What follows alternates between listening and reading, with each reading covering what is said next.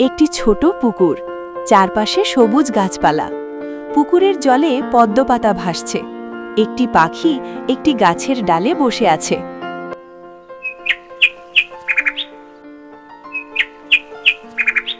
একটি পিঁপড়া পুকুরের ধারে হেঁটে বেড়াচ্ছে।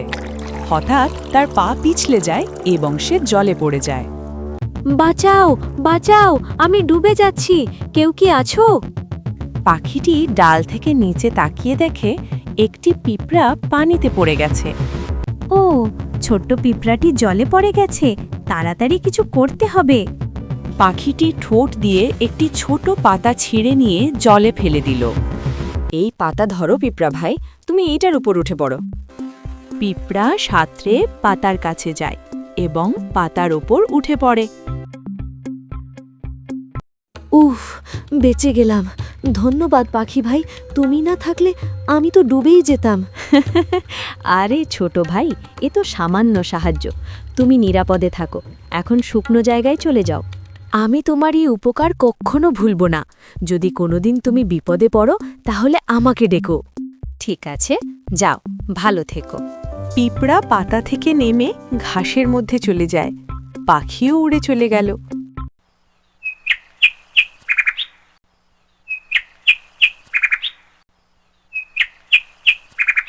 একটি খোলা মাঠ, দূরে কয়েকটি গাছ।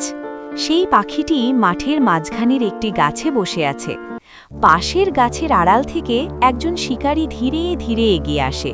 তার হাতে একটি ধনুক আছে।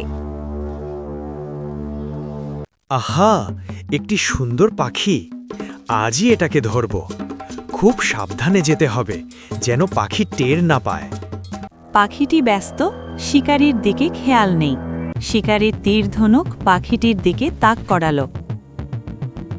ওই যে আমার পাখি বন্ধু, আর ওই দেখি একজন শিকারী। ও না, পাখি বন্ধুটি বিপদে আছে, তাকে বাঁচাতে হবে।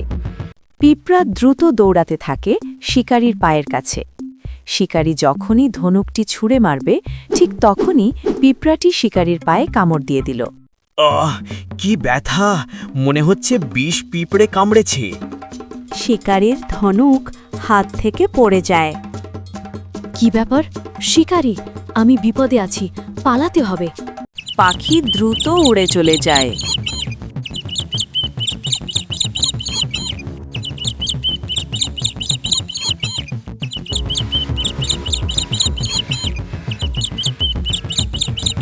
ছিস, পাখিটি উড়ে গেল। এই পিঁপড়ের জন্য সব মাটি হয়ে গেল। শিকারী পায়ে হাত বুলাতে বোলাতে চলে যায়। গাছের ডালে কিছুক্ষণ পর পাখিটি আবার এসে বসে। পিঁপড়া গাছের গোড়া থেকে ডালে ওঠার চেষ্টা করে। পাখি ভাই, পাখি ভাই! ওই যে আমার পিঁপড়া বন্ধু, তুমি আজ আমার জীবন বাঁচিয়েছ। শিকারীকে তুমি কামড়ে না দিলে আমি ধরা পড়ে যেতাম। মনে আছে, আমি বলেছিলাম না তোমার উপকার ফিরিয়ে দেব? আজ সেই দিন এসেছিল। সত্যি বন্ধু, তুমি ছোট হতে পারো, কিন্তু তোমার সাহস অনেক বড়। আমি তোমার কাছে চিরকৃতজ্ঞ।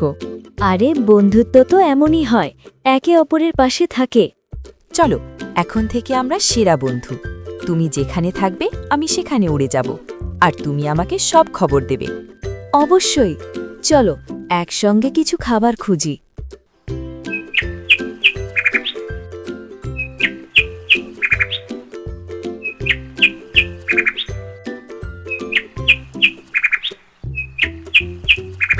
এরপর পাখি ও পিঁপড়া একসঙ্গে হাঁটতে থাকে।